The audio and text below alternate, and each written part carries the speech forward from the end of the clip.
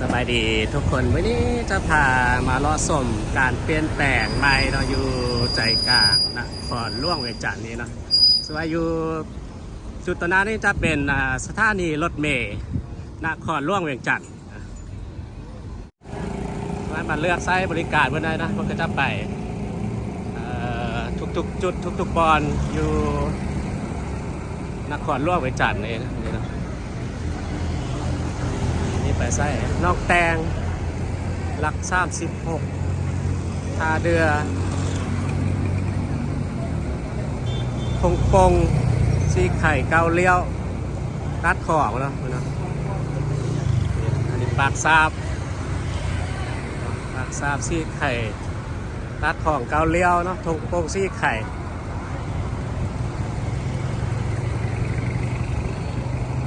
จะมีหมดเลยเนาะไปทางงอนก็มีแล้วก็จะมีจุดรถจักรนะนี่ก็จะมีเนาะรถจักรก็มีเนาะยุดจุดต่อด้านนี่เนาะ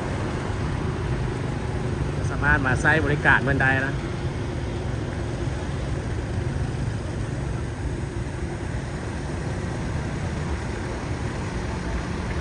ในเมื่อก่อนเราจะคือคืนที่สุดอยู่จุดตลาดเซาดีนะนี่บ้านส่อหวังมาโอ้คุ้นมาได้เนาะหมู่บ้านเลย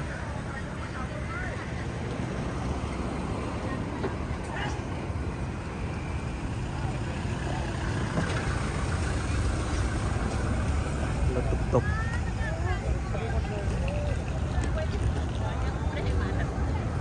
อยากไปโซนโตนะสำหรับมาเมาใช้บริการเพื่อนได้นะราคานี่ก็เรียกแต่เนาะไปใกล้ไปไก่เนาะแล้วก็จะมีราคาอยู่นี่เนาะตุกจัมโบ้บริการนี่เนาะใช้ทางราคาพัดล่วง20,000เนาะราคาเนาะมีราค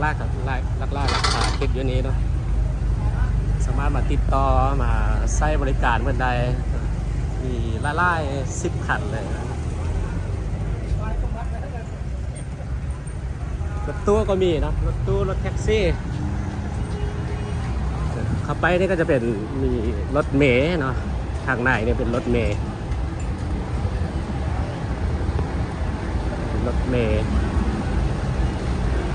ไล่ขวดเอามาใช้บริการรถเมล์นะรถประจำทาง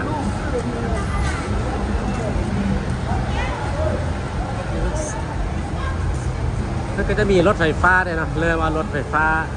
เข้ามารถเมล์สีเที่ยวไปไส้เลยราคา12แล้วพาราด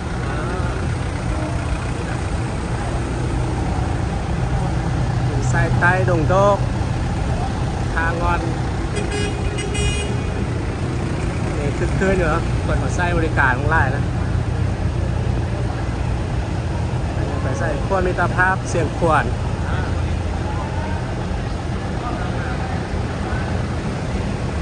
มันก็จะมีตลาดนี่เนาะตลาดรถไปใส่เนาะมีนี่นะสามารถมาเบิ่งแล้วก็เช็คข้อมูลหรือว่าจะสอบถามโซเฟอร์รถเพิ่นก็ได้เนาะนี่ไปใส่ใต้ดงโดกนี่ระหว่างประเทศนะ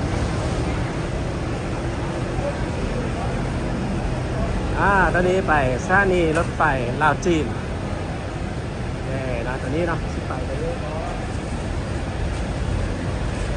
ตัวเพิ่นออกจังโบกนะ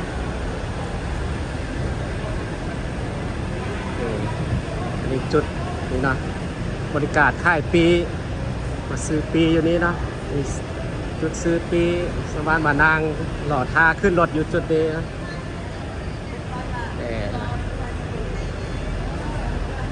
นี่จุดซื้อปี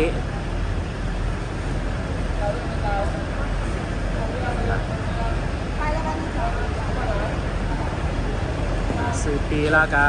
มารอท่าขึ้นรถนะไปตามจุดหมายปลายทางเนาะว่าไปไส้เนาะแล้วก็มีไล่เนาะรถ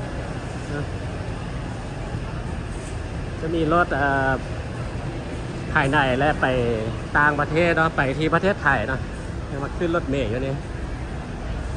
นะหางยางออกไปนี้ก็จะไปที่ตลาดเศร้านะออกไปนี่ไปสถานีรถไฟลาวจีนเนาะใส่ได้ดิเมืองเฟืองโอ้เมืองเฟืองก็มีนะอันนี้ไปเมืองเฟืองออก10 โมง 45เนาะบางคันมันก็จะมีโมงติดเวลาออกครับ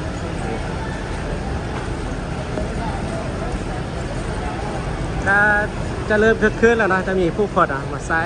บริการโดยเฉพาะกระทรวงใกล้ๆบุญนะซึ่งว่าตอนนี้มีหลายๆคนการเริ่มเดินทางกลับบ้านแล้วเนาะหากท่านได้นะว่ามีรถส่วนตัวไปที่จุดต่างๆเราสามารถมาใช้รถประจำทางอยู่จุดนี้นะ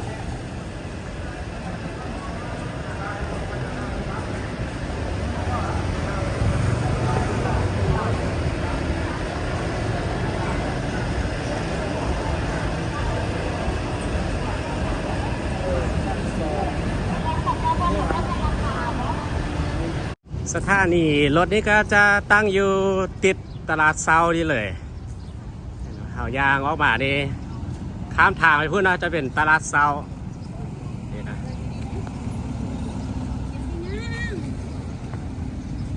จะเป็นจุดตลาดเซานี่นะ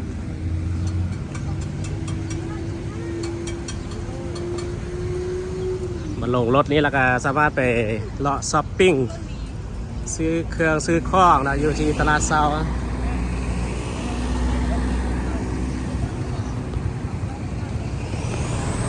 แล้วก็ยังเปิดปกตินะจะมีตึกไม้แล้วก็ตึกเก่าอยู่ตอนหน้านะจะเป็นตึกเก่านะถัดมานี้จะเป็นตึกไม้นะตึกตลาดเซาบ่อนะ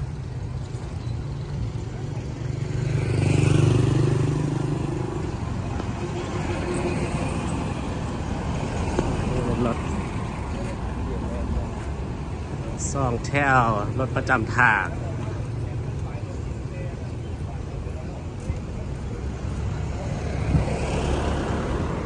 คือว่าตอนนี้เพิ่นจะมาสร้างสถานีรถประจำทางใหม่เนาะอยู่จุดตลาดเซานี้เนาะแล้วก็เริ่มสร้างใกล้จะแล้วเนาะเพิ่นน่าจะเปิดไหวๆได้แล้วเนาะ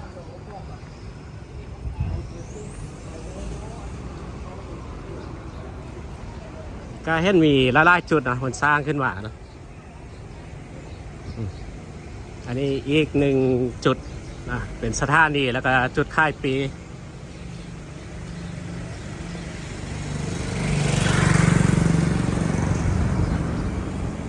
ตามแรงข่าวนะก็เห็นเพิ่นเอารถมาแล้วเนาะเอารถมาเรียบร้อยแล้วอีกบดดนี่เพิ่นน่าจะเริ่มเปิดแล้วนะ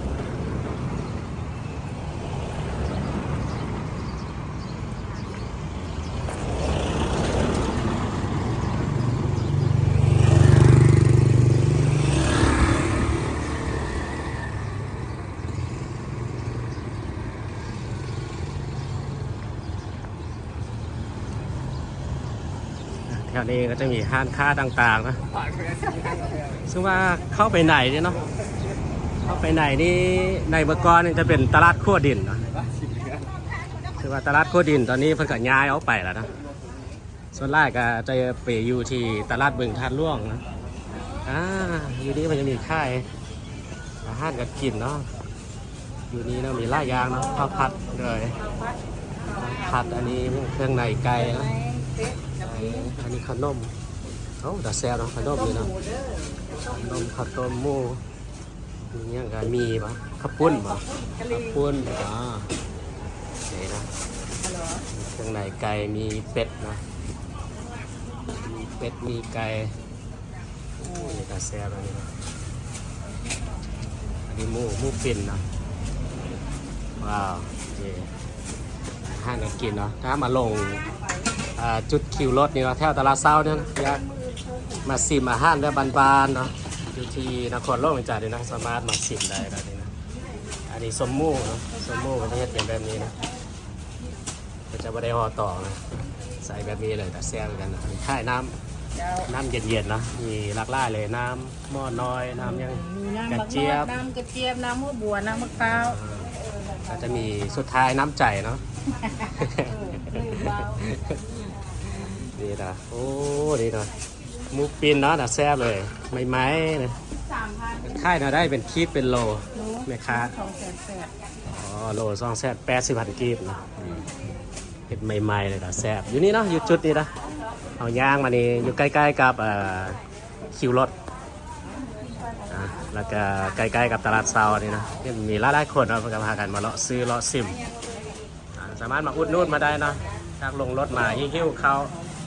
ข้ามานี้เลยเนาะเป็นฮอบน้อยๆเข้ามานี้นะมันก็ค่ายอยู่นี่ตั้งแต่ต้นนะตั้งแต่ตอนบริยายตลาดโคดินนะมาเพิ่นก็จะค่ายอยู่ตอนนี้ว้าวนะดูมันได้นะมีหลากหลายมีข้าวมีเส้นนะแล้วก็ข้าวนอกข้าวนุ่มนะอาหารแบบบ้านๆเนาะที่เป็นเอกลักษณ์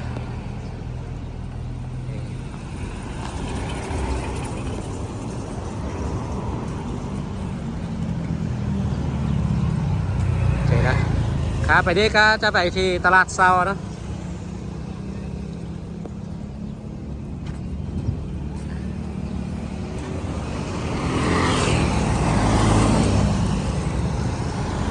ย่างซื้อขึ้นไปนี่ก็จะไปที่วัดธาตุฟุนแล้วก็ไปที่ประตูใส่ย่างขึ้นไปนี่นะ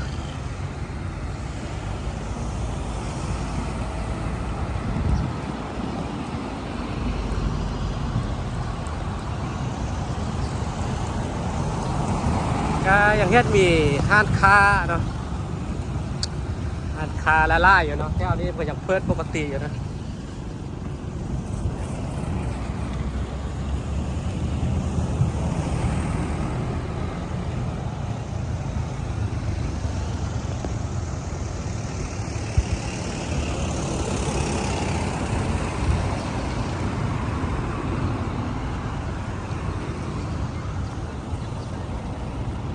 ในเมืองกอนะเข้าไปนี่จะเป็น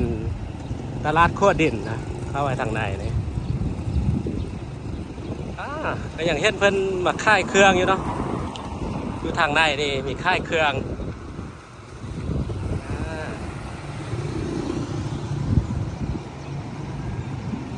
แต่ก่อนนี้จะเป็นตลาดที่คึกคืนที่สุดนะมีอาหารการกินแบบทึกๆแบบเพิ่นมาค่ายอยู่ที่ตลาดโคดินนะ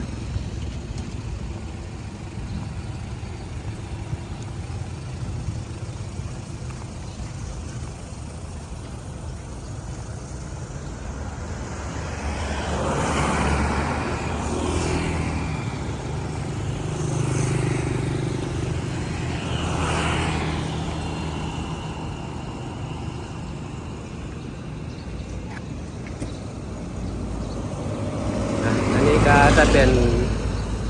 ภาพและบรรยากาศล่าสุดนะอยู่เขตตลาดเซาใจกลางนครร่วมเวียงจันทน์นี้นะก็แค่นั้นไปใส่ก็จะขอลาคลิปนี้นะไว้เพียงแต่เท่านี้ก็แล้วก็ขอขอบใจทุกท่านทุกคนที่เข้ามาเบิ่งมาสนและติดตามมาตลอดแล้วเจอกันใหม่ในคลิปต่อไปสบายดี